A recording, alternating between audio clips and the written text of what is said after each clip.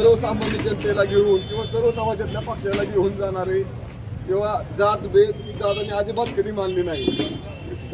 जसे दादा सर्वसामान्य सगळ्यांना मनापासून प्रेम करतो तसेच दादा मी ज्यावेळेस काल मी बारामतीत दादाच्या अंत्यविधीच्या कार्यक्रमाला गेलो होतो त्यावेळेस तिथं ज्यावेळेस दादांनी तिथं बारामतीत दादांनी जे वृक्षारोपण केले ती झाडे सुद्धा दादामुळे पोरकी झाले.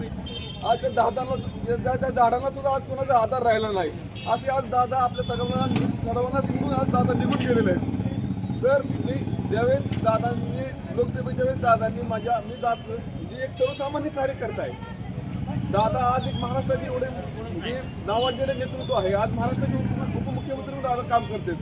दादांनी ज्यावेळेस मला लोकसभेला दादांनी मला फोन केला मनोजजी नमस्ते मी अजित बोलतोय. मी एवढा छोटा कार्यकर्ता असून दादाला म्हटलं मी दादा खूप लहान आहे तुमच्यापेक्षा.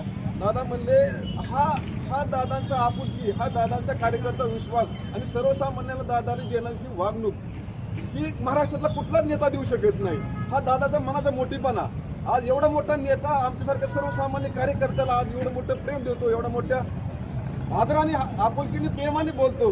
ह्याच्यासारखं नेतृत्व उभ्या महाराष्ट्रात पुन्हा कधीच होणार नाही आणि पुन्हा असं नेतृत्व होऊ शकत नाही. आणि ह्या दादांच्या जाण्यामुळं महाराष्ट्रात अशी पोकळी तयार झाली की ही पोकळी उभ्या महाराष्ट्रात कधी कुठलाही नेता कधी भरून काढणार नाही.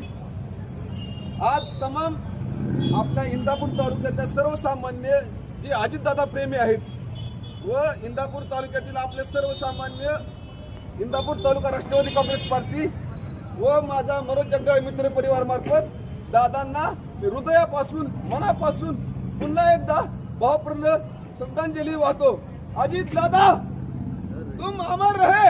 एकच वादा अजित दादा. एकच वादा अजित दादा. अजित दादा.